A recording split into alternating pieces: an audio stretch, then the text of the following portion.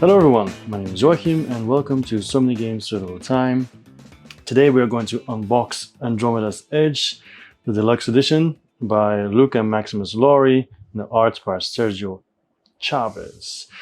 Now this is not a true unboxing because I have already unboxed the game, I've already played the game yesterday. So at the end I'm going to give you my opinion on the game, what has changed compared to Dwellings of Eldervale, and my first impressions of our first game, which was a two-player game. So I'm going to unbox it, but the unboxing at the same time is kind of like a reboxing. So yeah, if you wonder where everything goes, I guess this video will help too. All right. Okay. So first, let's take off the box, the top. Normally, I would show the box of all sides of the box, but I'm not going to do that now because everything is already unboxed, so it's more loose than before. However, I will do it this way. I can just show you the top and the side. So cardboard alchemy, of course. So 1 to 5 players, 40 minutes per player, 14 plus ages and up.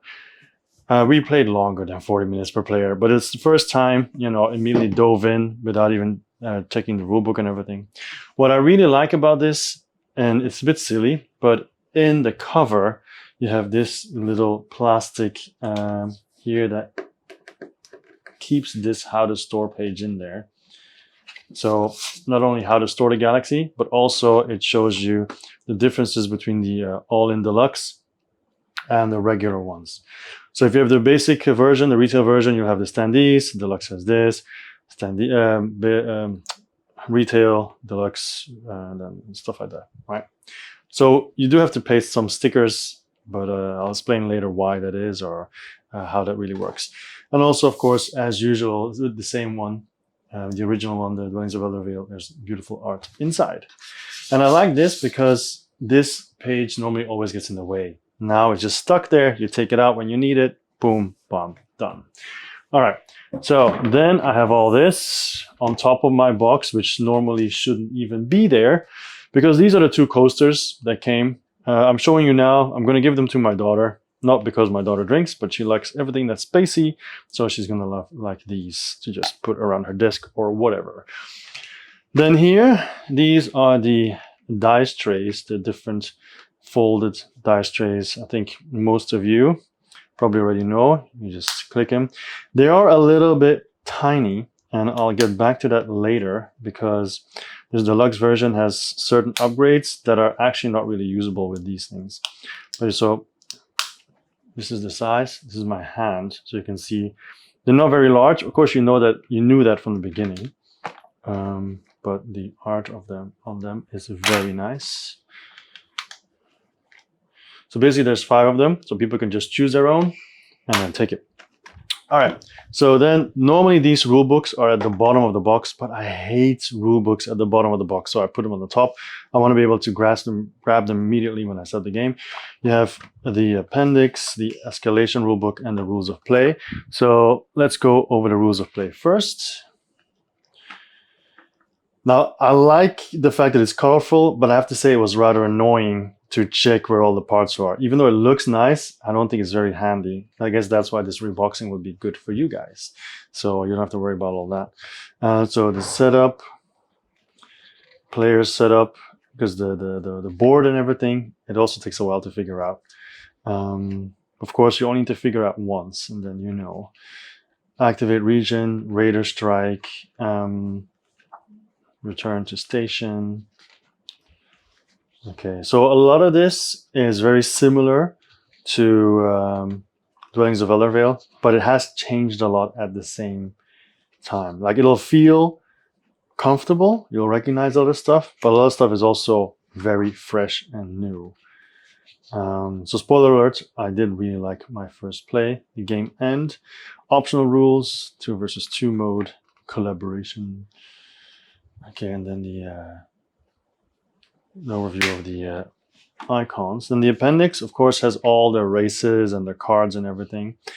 So this time it says rank 1 and rank 2. So rank 2, they're equally powerful, but rank 2 are for advanced players. So yeah. And this time each faction has their own card. It's not like double-sided and you choose which side or whatever. Was it used to, I think it was used to be like that. I'm not sure. Here are this is the Unity commanders. Okay. So that's when you do solo mode. Or you can add them to multiplayer as well. I had no idea actually. These are the raiders, so basically the monsters, right? Events, all the event cards, Shadows of the Void. Modules. So these are the new spell cards, like the really big ones. Tactics and conflict cards. I guess these are the spell cards, the ones that you use as resource as well. All of these different types: sustain, diplomacy, battle cards, and conflict cards, and then general FAQ. All right. Then we have escalation, which is basically the expansion for solo and Unity. All right, see the components here as well. But also have some modules like 5-player setup, new factions, new event deck, ancient moons and relic modules. Also a new region, which we haven't used in our first game.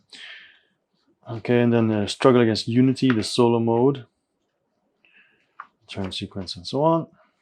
Unity's final turn, and then the scoring for Unity. Okay, so then we have a very nice and cool part, which is the minis. So I'm going to move the box a little bit to the side so that it focuses more on the minis and not the box underneath. So let's start with the basic building. So these buildings called developments, you're going to be building them just like your dwellings and dwellings of Ellervale. This one is very tight, okay, to take out. You can hear it from the sound. That means they're nice and snug in there. And I like how on the cards it has the building, but then on the tray, you can also see the building shapes. When it's just on the table, you can easily see the building shapes, right? So we have the observatories. So you see there's a hole, right? That's where your leader goes into. Right? So leaders we'll see later. And I forgot the names of most of the other ones. I remember observatory of this one. And I have to say, it looks cool. There's a story that you can check on my channel as well that sees some of these in action with the leaders plugged in. This is an obelisk. I remember that one. Also tied to the Supremacy track. So all these buildings are tied to a certain track. So if you build them, and you see the openings are always at different spots as well. So if you build them, you'll get more points. And this one has 3 of them. And there's always a hole at the bottom for all of them because that's where you put your transport ship in. So it builds there. So it's also easy to see on the board who built what. Also, if you have the retail version, these will be standees. So yeah, just so you know. So leave it here for now because I might give you an example later. Okay, then let's take a look at the very cool miniatures. So first of all, we've got this one, which is absolutely beautiful, as you can see. Let's look at that. Okay. Next up is this one. It looks really cool. And this is actually the back. The front is here. This is the front. So it goes like this. And so all of these, including the bird you just saw, they have a hole in the bottom. So they will have a standee. And maybe they'll have a stand. So they're all like floating, which is really cool to see. I'm not very good at putting this back. There you go. Then we've got this one. This is really cool because it looks very nice. And this one doesn't have a stand, it just stands. But it has these smaller ones that accompany it. They look like little flying bugs, fish, flying fish with wings. So there's 3 of them. Like in the game that I played, they didn't come out. So I don't know what it does yet. And I want to be surprised, so I'm not going to look it up either. All right, then we have the here are the bases, and also the stands. But apparently you're supposed to put these here. So I didn't do that, but they're supposed to go in this empty spot. Okay, here we have the S-class raiders. So they are smaller because they can swarm. A bunch of them can come out at the same time. They're not single ones. So there's 4 of those, and there's also 4 of these. So they basically go like this. Yeah, these minis are so nice. They are so nice. My goodness. This one is also amazing. It's like a attacking scarab. Look at that. Wow. And then we have a flying saucer. There we go. Very nice. And that's it for this tiny tray. And then we have more here. This one is very thin, but reminds me a lot of Mass Effect.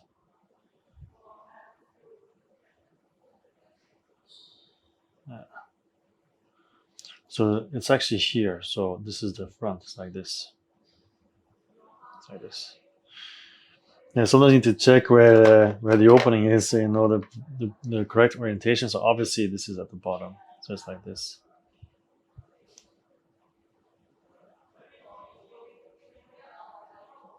Really cool. Really cool. Then we have this one, which is also really nice. Crystals.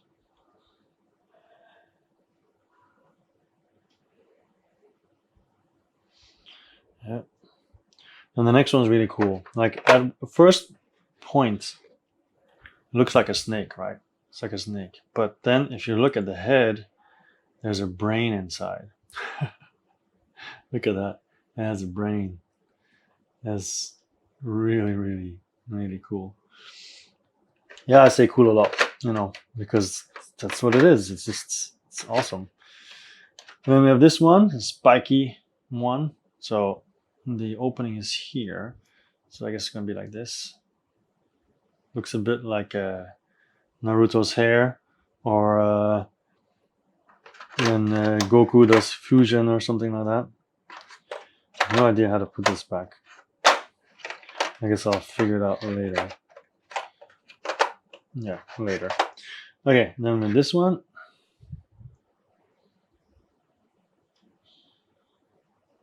There we go.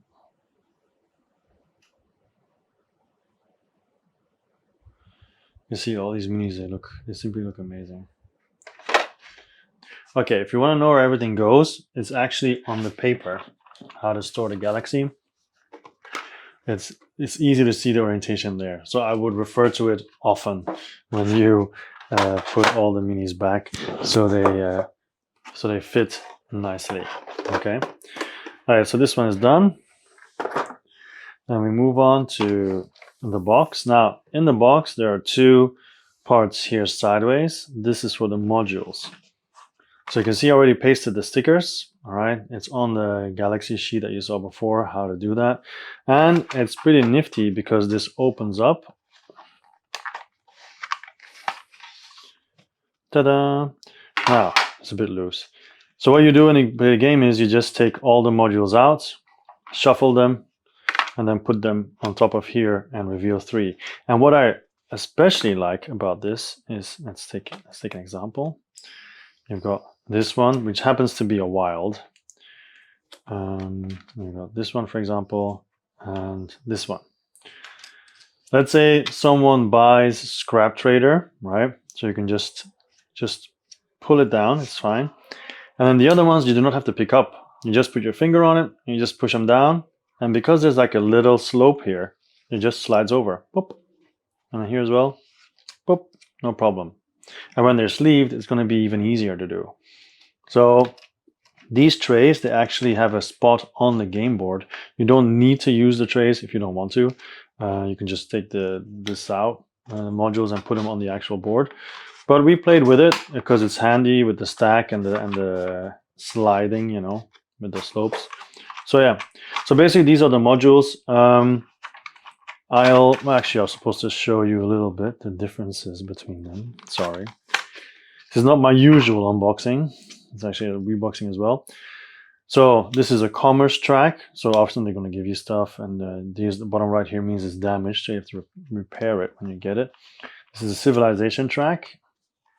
In this case, it gives you ice, but it's a special one because it has a dice token on it. So if you roll 1, 2, 3, you get the reward, and everything is fine. If it's 4, 5, 6, you damage it and you get double.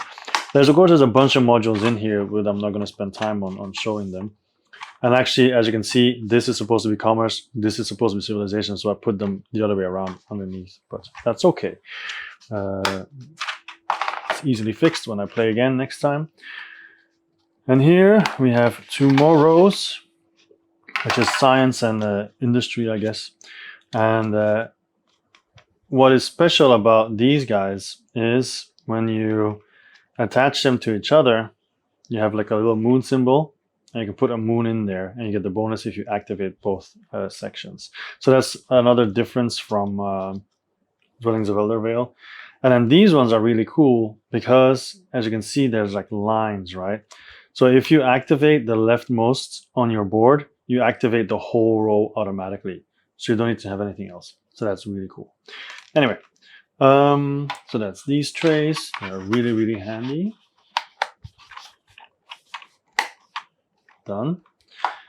So once again, these go on the side, all right? And there's also a nice little gap here, so they fit perfectly, all right? Really nifty design, really, really like it. Okay, then we have this tray. When it comes in the box, the only thing in the box are the cards, so the tactic cards on the side. And just like with Dwellings of Eldervale, you have different types. You've got the battle cards, which are red. You've got the action cards, which are white. These are event cards, which pushes the event forward. You've got diplomacy cards. And then my favorite ones are the sustain ones, but I don't really see one here. Here. These are sustain ones, which I guess are also action cards or whatever. Because when you play this card, it is active until you recall all your ships, which is really good. For example, this is an extra die. This one, tactic cards become credits here. So yeah, really cool. Anyway, these here are all the moons. Now these 2 sections of moons are different. The light blue ones and the light pinky ones, like this, because these ones are the relic expansion. All right, so they don't go on a planet, they go on a nebula, and they all have the red, well, some of them have the red relic token on them. So these are special. You don't necessarily use them in every game. It depends if you use it or not. And these ones, you use them every game, but these go on the nebula. They are light blue, all right? They're not dark blue, like here, which go on a planet. Everything else is the exact same thing as with, okay, these are wood because of the deluxe edition. Otherwise, just cardboard, of course. So everything else is the same as Dwellings of Eldervale. That means you reveal a planet and you put 3 tokens, in this case 3 moons, on top of it, and then people can go there and get the resource. All right, so that's the same thing. These red things are the wound tokens.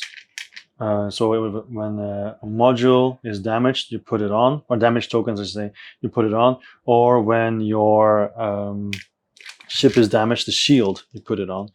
These 2 tokens are, this is for the event track that goes round and round.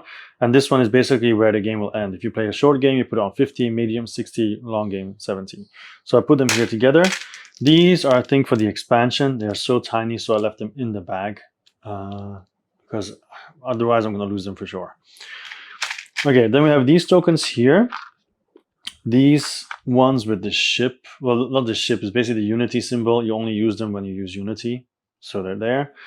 These ones are the, I forgot the name. Basically, these go on the track when you win battles, and then you can get the resources. I'm thinking catastrophe. It's not catastrophe. It's like battle stuff, whatever. These are science tokens basically, or knowledge tokens. They all go there as well. So that's what's in this little part, and that goes here on the top. Now, once again, it's all on the sheet in the box. But if you don't want to look for it, then I'm just showing it to you guys right here, and girls. All right.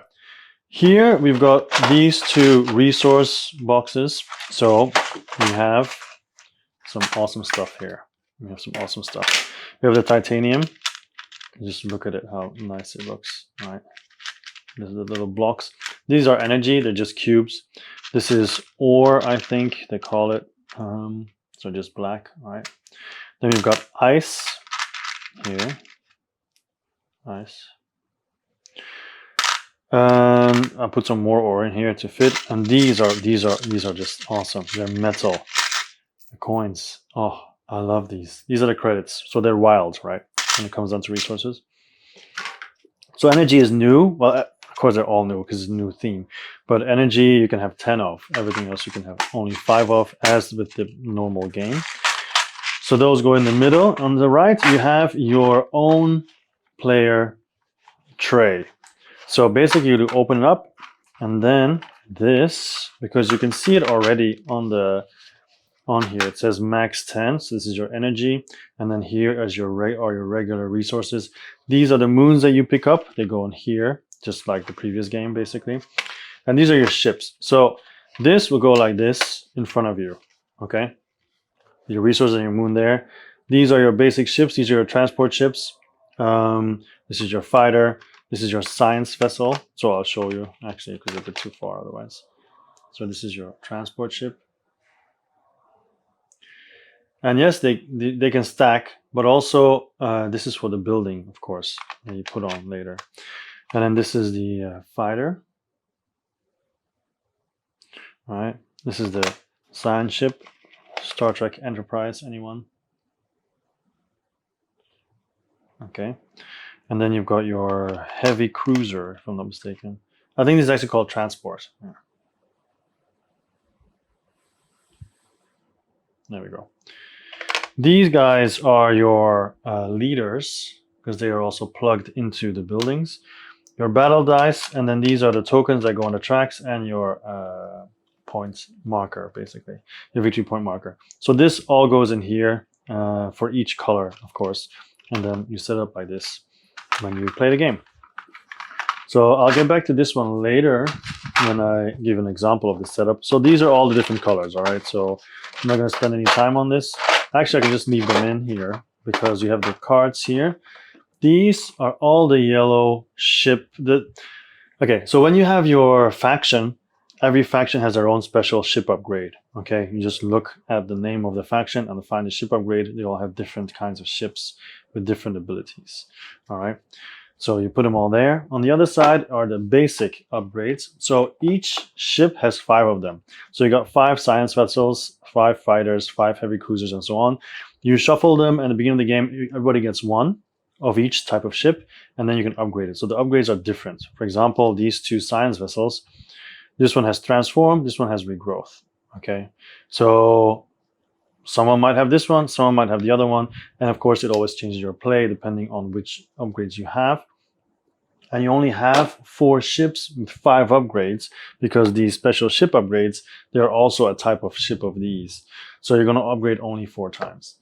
Here I have the event cards. So these are the actually advanced event cards. And these are the ones that you should start with first. These are actually nice to you most of the time. These are not. And then underneath them, you have the destiny cards. Basically, they guide you, like, at the end of the game, if you have this and this, you get those points. But normally, if you play the game a bit, you shouldn't play with it, because otherwise it kind of forces you in a direction. It's good for the first time to get to know the game, but yeah. So these are the event cards. So they always tell you which track you're going to score. Also, they will tell you minus modules of that type that are damaged, special effect, and which ship comes out. So yeah, okay. Normally I go through the art, right? So let's just take a look at the art. So you got Lunar Rush, close encounter, entropic reversal, fragmented relic, galactic renaissance, algae sky, welcome to the fleet, comet storm, call of the obelisk, energy surge, catastrophic collapse, full-scale invasion, inevitable doom, mechaphage infestation, molecular deconstruction, radioactive craters, stolen shipment, supernova, temporal anomaly, and traitor. Very nice art. Here we have the enemy ships. You can see the letters, right? These are upside down. So S, A, B, C, D, and then number D, C. So you have basically every game you have A, B, C, D, but you choose which ones you want to use. These are other events. Welcome to the fleet, fragmented relic, energy surge, catastrophic collapse, temporal anomaly, and rising from the shadows. You can see the back is different from the ones we just had. These are the replacement, actually. You can check the rule book. These are the replacement ones if you play solo. Yeah, so check that out. So these are the ships. So we've got the Slasher. Basically, these are the monsters of this game, okay? Except they don't make noise. So Slasher, Korugan Smugglers, Sorcerian Abductor. Now, sometimes it is not clear what they mean, but I'll get to that in a second. Ice Pirates, Iron Storm, Chupa Vampra, Galactic Kraken, Hive, Hornet, Mortality Sphere, Void Drake, Perilon Rifler, Ancient Brain, and Vorticon Striker. Now, if it's not really clear what the miniature is, once again, it is on here. The names are around it. So if you find yourself looking for it, you can check it there. So let's take this out. Whoop. And it's probably going to be a mess. No, not yet. The mess is not revealed yet. So here's the board. Okay. Yeah, this is a bit messy, as you can see, because, like I said, I already transported it. But first of all, let me show you the board. Now, I don't have my normal setup, so I'm a little bit cramped for space. But you can see this is the top, all right, the tracks and everything. Okay, so normally these ones, they go on top like this. Okay, and it works well. And it's a little bit higher as well. It doesn't block view or anything. It's fine. So then I'm going to turn it around so you can see the other side of the board. So this is where everything goes. And here at the top, right here, are the nebulae. All right. This is where those light blue moons go. All right. These are the nebulae.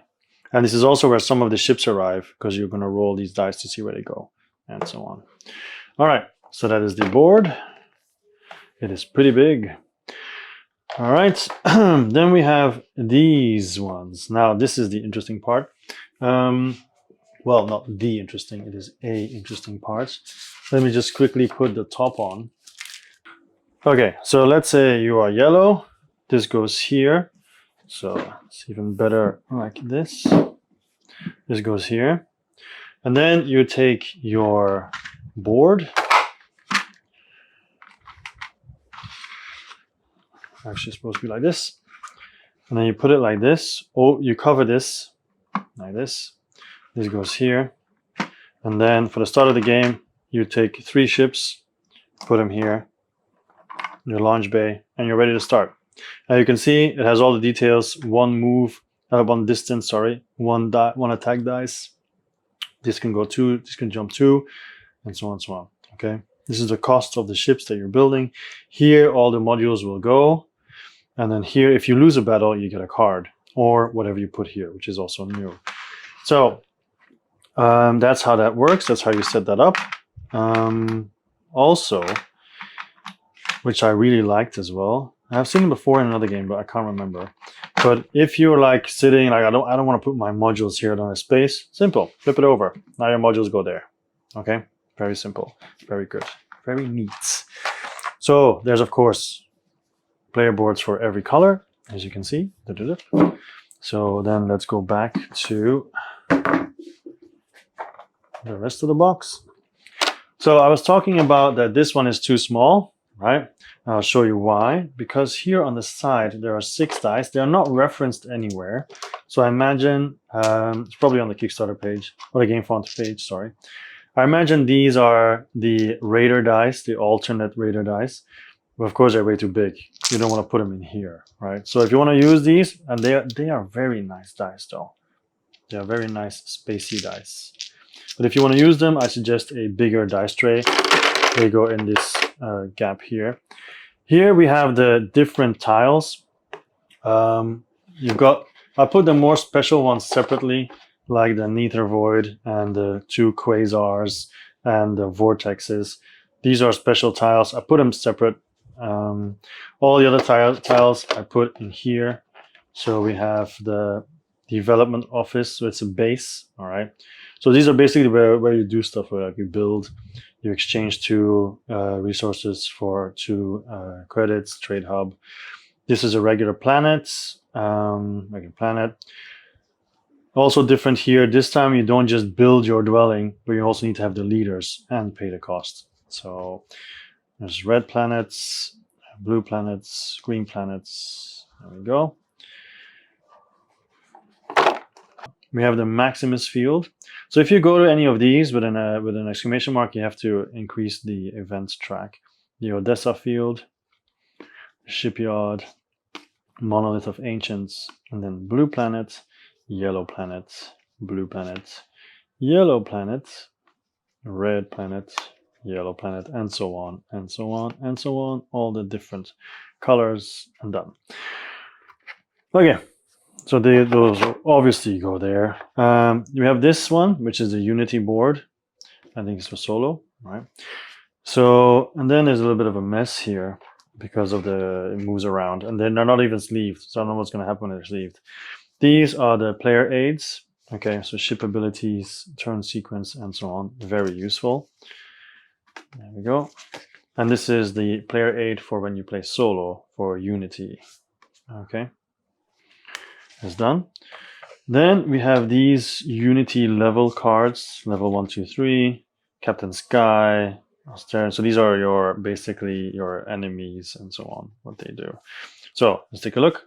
We have Captain Sky, Captain Ostorion, Major Havoc, Major Key, Major Tom, Commander Frakes, Commander Cushing, Commander Olmos, and Captain Sky again.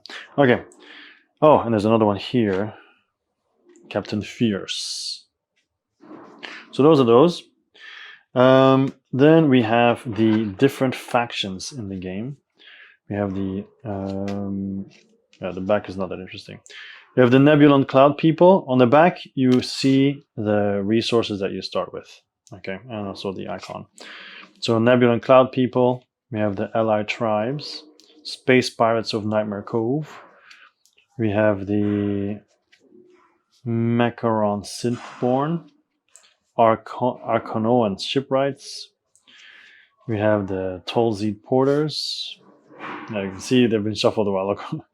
Astro Dracus. This is a promo, just like the Dracana and Flame Keepers, and the Wolfguardian Howlers. Those are 3 promos.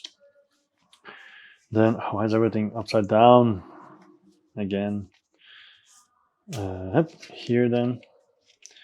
Then we have Crawlin, Darkstar Acolytes, Zodian Warmongers, Elders of Dwellinon, Pulse War Refugees, Plutonian Empire, Funginar Sporgots, Wilden Forcefolk, Jelliloid Technoblorps, and then we're back at the beginning. All right, so those are the races. Then underneath that, we have the scrapyard board, the repair barge, and then the event board. So they go in there, and then on top of them go the factions. These are the regular Raider dice, all right? Not the big chunky ones. These are the regular Raider dice. Then basically all this stuff that's here it is Unity stuff. Okay. So once again, 3, 2, 1. And then, wait, skip these. Up. And this. There's not much to see though. So art-wise, nothing special. It's not supposed to be here.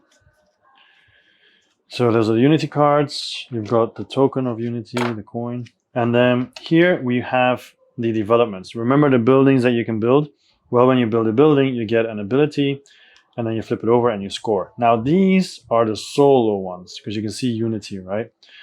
So that's the difference, because there will be the same amount for the solo and the regular game, but the solo ones has the Unity symbol, while the other ones do not. So these are the solo ones. And then here we have the events that are also for Unity, if I'm not mistaken. Special events, and the con, not the coin, but the con. And also the Unity probe, which is this guy over here. Probe. So these cards: vaporization, sundering meteors, graviton surge, rising from the shadows, reassemble world, power infusion, perilous gates, dark restoration, book of darkness, and arc of secrets. So these are just an extra set of events that came with the expansion. So they go on top of there. Give me a second, I'll put it on the side now. So these are the other ones. Yeah, like I said, it's all a little bit mixed up. These are the other developments, and once again, you can see these are the regular game because it doesn't have the Unity symbol, and they just go here. All right, and these are the Unity cards, exposed weakness, and so on. They go next to it. And then these, the con, together with the event cards, they go on top here. Once again, I guess you can also put them in different spots if it fits better. Here, there's like a space for the Unity cards. For 1, 2, 3. Unity go here because it's less deep. This is deeper, that's for the factions. There's also a hole here. I don't know what goes there. I know what goes there. Normally those two ones that I put in here, like the orange and the one and the small ones, they go here, but I'm like, it's part of the setup, I'm gonna put it in there. So even though they say you should put this here, this there, you're not tied to it, okay? All right, this is the end of the unboxing. I'm gonna put everything back in here. All right, and then I'll add an extra video of how I feel about it when I get home, because I'm not actually home at this point. So we're at this point here. Next up are the player aids. There we go. After the player aids, you put this next. There we go. Then it is the player boards. There we go. Then we put in the board. Now normally they say you should also put the rule books in here, but I am not going to do that because, like I said, I like to have my rule books on the top. So the board here, the game board, the player board, the game board. Actually, this should go here, otherwise it's too high. There we go. So I guess I put it back wrong before. All right, so that's all done. Then we put the cover up. There we go. And you have to see that the corners, they align, okay? Because if you flip it over, it will not align. So the corners have to be correct. So put this one back, and then these two in the middle, the resource trays. Then the bigger tray here goes on top. There we go. I'm sure it's clicked. Once again, these go on the side. There we go. Then it is the miniatures. So not like this, like this. So the back of this one has to go here, all right? And it's actually not clicked in. Remember, this one is difficult to click in, so you need to use some force. So up, there we go. And then we've got these guys.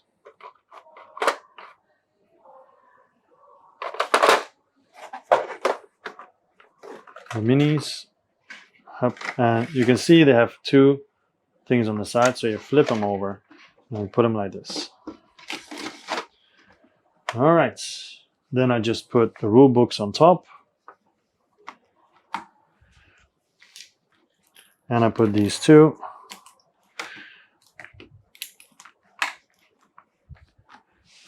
And the coasters before I give them to my daughter, and these two baggies that are still here for some reason.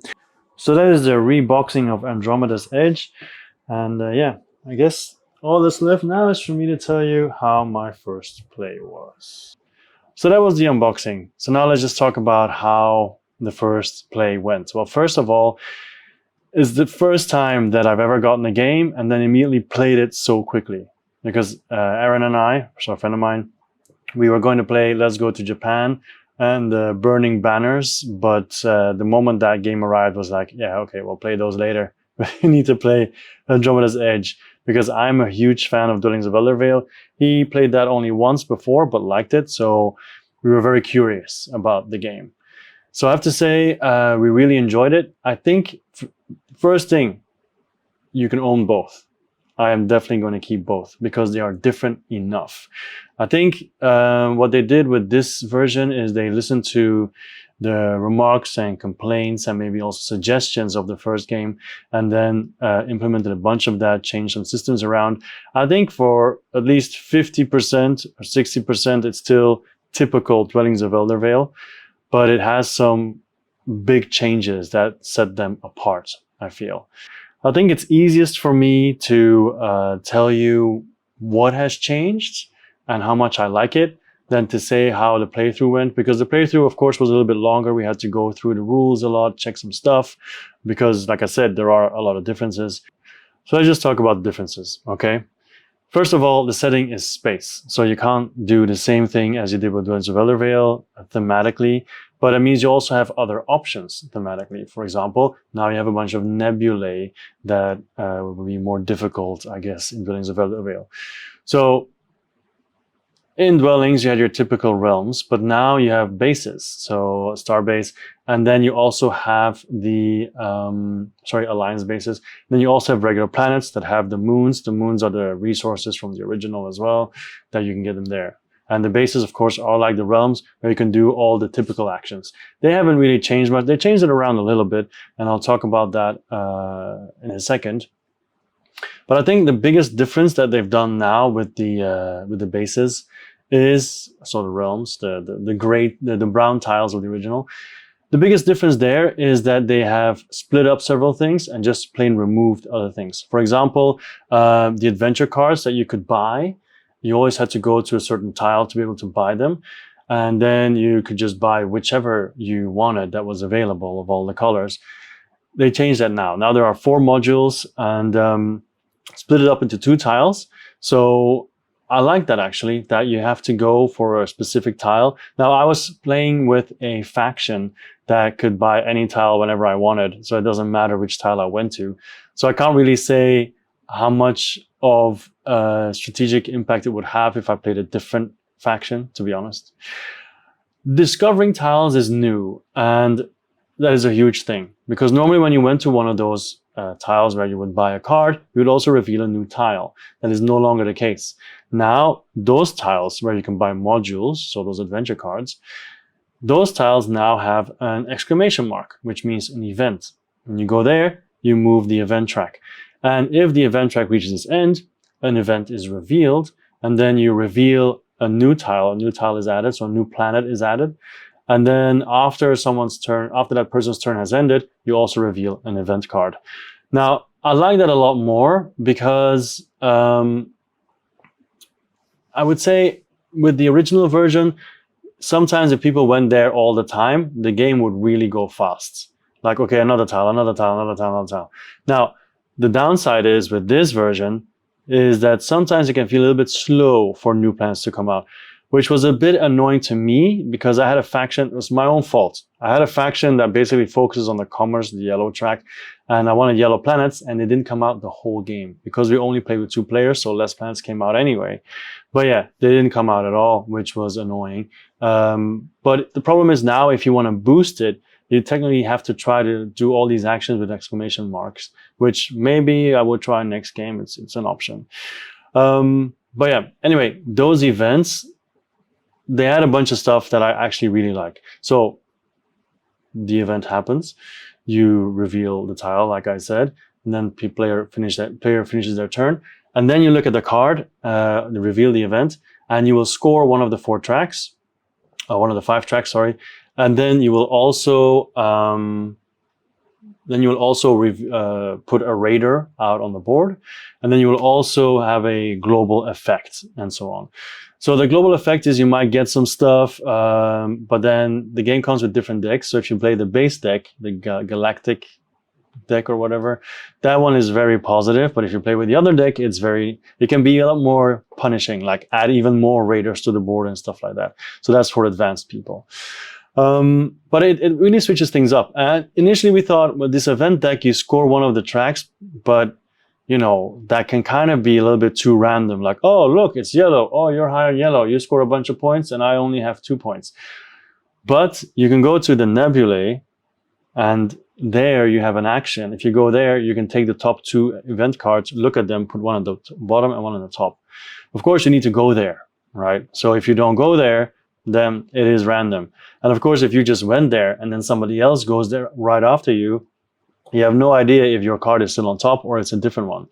So definitely but then this game, I mean, Dwellings, and then this one as well, randomization has always been a part of the game anyway. So I don't mind it at all. Yeah. So then we've got the raiders. So we've got the miniatures, which are the best miniatures I've ever seen. They are nice and heavy. The details are amazing. You've seen it, right? They even on the board, they are a work of art. So the cool thing is, back in the day with Dwellings, you could have maybe 1 monster, maybe more, depending if they came out or not. Here you have an S-class raider. So those are like the smaller ones that can be in a swarm. There can be multiple of those.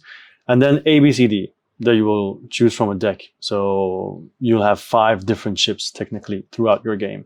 And they might come out with the events. They might not. Once again, how quickly people will discover new stuff, how quickly they do event actions. That all depends on that, right? So you can control that a little bit. But yeah, the raiders are really, really cool. But I'll get into that a little bit more because we're going to fight the raiders, obviously. There's a battle system that has been revamped as well. With Dwellings, there were a lot of comments on Dwellings like, I don't really like it when a regular worker can defeat a monster with just 1 die. That has become a lot more difficult because now there's a new thing called targeting value. So what targeting value means is that now if you have 2 ships, you can never roll lower than 2. So if you roll your dice and you roll a 1, you will re-roll until you have a 2 or higher. So if you have 3 ships, you will re-roll everything 2 and 1.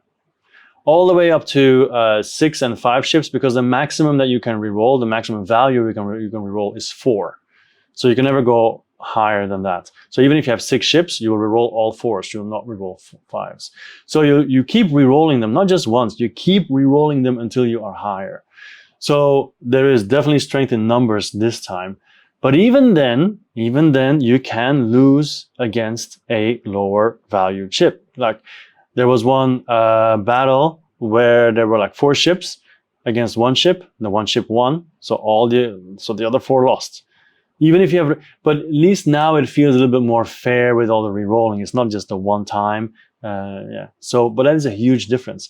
Also, ships stay on the board longer, which is really nice. Like your regular ships, they don't have any shields. That's a new thing.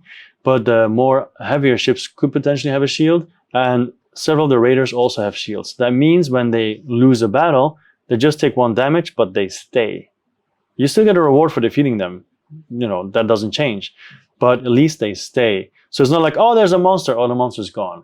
No, the ships, they tend to stay alive a lot longer. And the same for us, because some of the ships, they can be upgraded, which is also really nice. And then they could have potentially a shield or maybe more than that.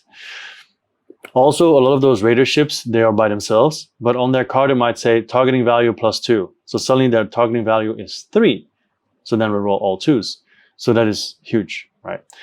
We're talking about damage. So you need to repair them. Repair is a huge thing in this game because you repair ships, you repair modules, which I'll talk about later. And if you can't repair anything, you will get a point for every repair actions that you can't do. So repair is also important because if you lose a battle, your ships go to the underworld. In this case, it's the scrapyard. But you can spend, and then normally they're useless when they come back to your base. But when you spend repair, you can repair them in the scrapyard and put them in the, the repair barge. And then when they come back to your board, you can still assign them somewhere. Which in the past, if they were in the underworld, you cannot assign them anymore unless you were a specific faction. Okay. So, also, when you lose a fight this time, you get a tactics card, which is way better than like a dagger that you got in the original game. And there's also space for a moon, so for a resource circle. So you can actually put something else there. For example, 2 titanium instead of the card. If you'd rather, you can always choose the card or the resources, right? So you can put, or even 2 points. If you lose a battle, I got 2 points. But it's just 1 for the whole battle. It's not if you lose 5 ships, you get 5 cards. It doesn't work that way. So then what else was cool? So I talked about the adventure cards, right? And the modules a little bit. Now modules, there's only 4 of them now, but the way it works is really, really nice. And it's a positive and a negative. When I initially saw the damage, I thought like, oh, okay, you can damage modules. This time you can stop people from using their cards, like the adventure cards, the modules. You can stop them if they have a really good engine. Not really. There's a card here and there that might say a player has to damage a ship or a module, but they're always going to choose a ship. Normally anyway. You're not going to choose your modules because your modules tend to be really nice. So your modules basically, it's in the name, you just attach them, right? They become like this really long line. And you've got 4 different ones. You've got the green ones, the cyan ones, they are awesome. Because all you have to do is put 1 ship and everything gets activated. As long as there's no damage module, then everything gets activated, okay? And then so at one point it was like, put a ship, bang, 9 energy. Because all those modules gave energy. It was a really nice feeling. And then you've got brown, they're a little bit different. I forgot the industry, probably industrial, whatever. They're different because you always have to put a ship down, okay? At least 1. So you put a ship down, and then if you put 2 brown modules next to each other, they form a moon in the middle. So you can put a moon, so a resource token there. And then if you put a ship or 2 ships or a ship and an energy token, more about that later, then you activate the middle as well. So then you get the bonus, which is also a nice thing because then you can have like a whole list of modules with extra bonuses all in the middle, which can also be like boom, boom, boom, boom, boom. Like engine building, this game is way better than the previous one. And I would argue that they are also easier to get. The modules tend to be cheaper too. So it's really nice. Now, what about that energy that I just spoke of? Because I just said you can get 9 energy. What do you use energy for? Well, you can get energy to buy modules as well. But more importantly, if you put a ship in a row to activate 1 module, you can then use energy to activate the others, which is also really good. That means you don't need to have like 7 ships or whatever to activate all that stuff. Technically, you only need 4 ships and then a bunch of energy, but then it comes down to engine building. So if you like engine building, you're going to love this. So then I want to move on to ships. So they're similar to dwellings. They all had their special abilities, but this time the ships have their regular abilities. But in the beginning of the game, like I said, you get those upgrades and they're different for everyone. And also your own ship. For example, I had an upgrade, my special upgrade for my faction was if I put it on a base, I get a gold. But then I can immediately use that gold, also my ability, to spend it and move up the yellow track, the commerce track. So that was pretty nice. But every faction has their own specific ship. And then you have your 4 standard upgrades that are also different because they're randomly shuffled and then handed out at the beginning of the game. And the rest go to the box. So it is cool that suddenly your fighter, who's just, had typical attack, which is the same thing as back in Dwellings. You can just immediately attack someone, even if there's no one there yet or whatever. No, you can immediately attack a person without placing a a unit before that, before there's anything adjacent. Anyway, that's the attack action.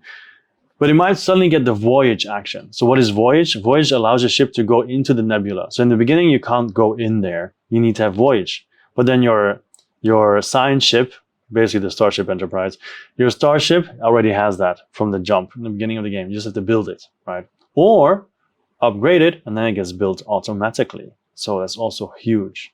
And even if it's a transport ship, your basic ships, your basic workers, even if you already have transport ships, the moment you upgrade them, you build a new one if you still have one in your supply. So another cool power that is new is called jump. So you have your heavy cruisers, and they have the jump ability, which means, let's say you're on the whole left side of the map and you're having a battle there. The heavy cruiser can spend, and you say, okay, which ships are going to come in? The heavy cruiser can spend 1 energy and jump from anywhere on the map into the battle. Just like, jump. So that's really cool that even if this slow ship is on there, this behemoth basically, you can always get him there in the fight. So then it doesn't matter. So those are all small things that they've improved that I really, really liked. Okay, so then let's move on. Then we have the tracks. So the tracks basically is the same as the elemental globe, I guess, that we used to have, but now there's only 5 tracks. So we have the civilization one, which increases your hand limit. It focuses on that one, hand limit. And then we have another track that focuses on upgrading your ships. Another track, the commerce one, that has a vault action, which basically means your resources are worth 0 at the start of the game. But if you go up the track, they can be worth 1 or 2 points at the end of the game. Another one gets you discovery tokens. Another one gets you supremacy tokens. All the tracks give you, increases the value of the buildings that you build, and have also regular point values for how high you get. And of course, you move up through buildings, bonuses, modules, and battles, but that's the regular stuff, right? And then you got buildings. Buildings are amazing. They're really cool. They even look, I mean, the miniatures look cool. You've just seen them. They're very nice, but the retail version is also really nice with the standees and everything. It looks very cool. The buildings are different because in the beginning of the game, you can score massive points. With dwellings, if you were the first person to build, it wasn't that fantastic because you score because of other dwellings and all. Now you score for the leaders that are around you. And at the beginning of the game, there are a bunch of leaders placed all over the place. And I remember Aaron building the first building and immediately got 10 points, which is the maximum because it's capped at 10. Because there were so many leaders around. Now, a free action is to recruit a leader, take it off the board. So wherever you put a ship, if there's a leader there, you can just take it away. So in the beginning of the game, you either want to build quickly where there's a bunch of leaders, or because otherwise people are going to take their leaders away and lower the value. Oh no, that person's going to build there. I better take away some of these leaders and lower their point value. So at one point, those leaders are going to be all gone. And then the only points you're going to score through your buildings is the other buildings that are already there, because those leaders are still there, because they're placed inside the building. So you still score those. In the beginning of the game, we had buildings scoring like 10 points and 9 and whatever. And then the game was like, oh, I have 4 points or 3 points or something because there's nothing around. So that's also different. Like in dwellings later in the game would be that you got maybe more points and everything, I feel. So, yeah. Or maybe I'm misremembering, but definitely the leader part is different with the fact that the points can go away. Because I think in the original dwellings, you actually got points because of the realms next door, the brown tiles, if I'm not mistaken. So I might be a little bit wrong about that. Yeah, so now you need resources and leaders to build buildings. So you've got buildings that only need 1 leader, but obviously their power is going to be a little bit weaker because every building has their own card with a bonus. And you can use that bonus at any time in the game and then flip over your card and it becomes endgame scoring. But you only have 8 leaders. So some buildings have 3 leaders in them. So if you build 2 of those, suddenly you only have 2 leaders left. And if you can't populate your building, you can't build buildings.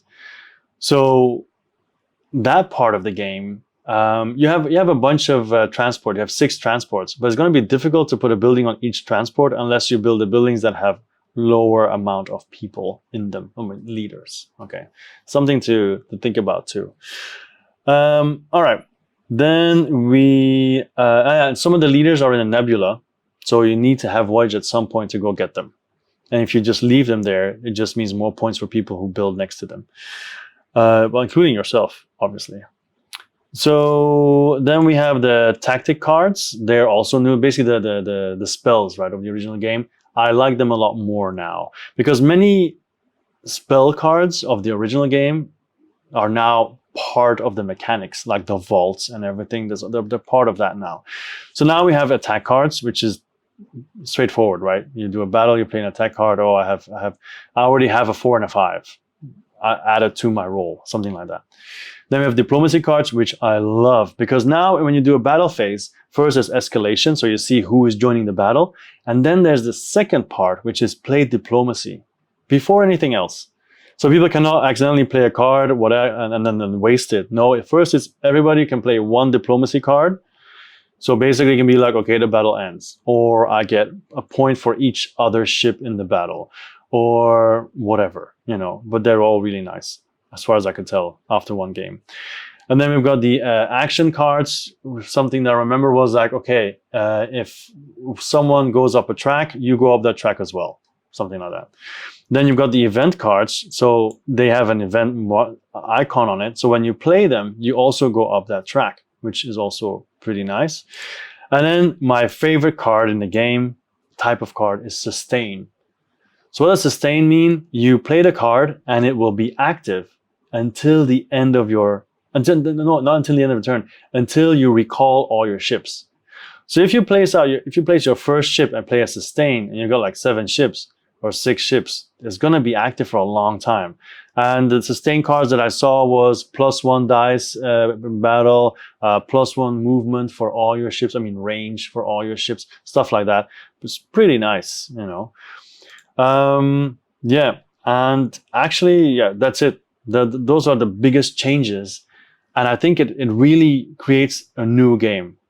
Did I play well? I did not play well because Aaron had 184 and I had 144. But he had a really good engine. You can see some footage in the story, or I might add it to this video. Probably not. Just go check the story. And yeah, it was very enjoyable. I liked the way the raiders worked, how much longer. The weaker ones, the S ones, they stayed on the board. They didn't stay on the board very long because they only roll like 2 dice. But then the heavier ones, like the globe one, which you can see in the video, that one, I think that he was like on there for several rounds, like really long time. So it's not easy to get them out. I haven't seen any cards that let you control them. I don't know if it's in the game. I don't think it needs to be because there's a little bit OP, and I like it if it just stays in dwellings, just for that alone. But yeah, I really enjoy the game. It still feels like dwellings, but then it's like with so much extra stuff that's new and different and nice to explore, and just the little things. I like the whole repair system, the damage and everything. Yeah, basically everything I talked about, I think I seem pretty enthusiastic, and I am, because I really want to play again. And you might wonder, why don't you have the game in front of you right now? It's because it's at school where I did the unboxing because I wanted to do it as quickly as possible because I was so excited. But yeah, anyway, really cool game. I'm looking forward to diving in more, playing more, checking out the factions. I didn't say much about the factions because it's just like, you know, it's dwellings, right? It's the same thing. There's like a bunch of different factions with a bunch of different actions. I talked about or abilities. I talked about my faction, which in the end was stupid that I chose it, because you get 3 actions. There are 3 factions at the beginning of the game. You choose one. I didn't look at the layout of the board. I didn't see there weren't any yellow planets, and there was a little bit of a remark as well that we had though. Like, we play 2 players, so you start with 4 planets, and then 6 bases, and you shuffle them and you put them out, right? Top left to top right, so two, which with 2 players means you just have 2 long lines and then like 1 or 2. This looks a bit weird. It's nicer if it's like a sphere or whatever. I guess you could, but then the problem is if you do a sphere, you can't reach the nebulas. So you have to do it like that. And that's also why it's called Andromeda's Edge, I imagine, because of the edge. But anyway, what was the point I was making? Something that we didn't like. Oh yeah. So after those 10 tiles, we play the short game. So up to 50 points. And then the game ends. But then you have like, I think 15 tiles remaining or something, because you've got 3 of each color, and you've got what is it, 5 colors, so it wouldn't be 15, it would be 11 or something remaining. But then we only had like 4 events or 5 events, and then it happened to be the yellow ones were all either in the middle or near the end, so they didn't come out. So that already ruined my strategy from the start, which is my own fault. Mea culpa. But on the other hand, we had something like, you know, did we have to trim that big pile since it's only 2 players? Because if you play with 5 players, they will most likely all come out because you already start with a big, larger number. But I checked the rulebook. I didn't see any changes for a 2-player game that you would have less in the stack. I honestly also can't remember. I don't think Dwellings did that either, to be honest. But anyway, that's something that we were thinking about. But yeah, I don't really have anything much negative to say. It was really fun, really, really fun.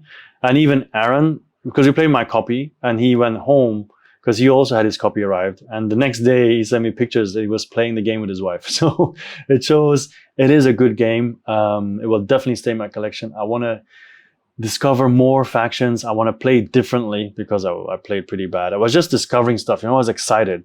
I played way more spell cards than I usually did.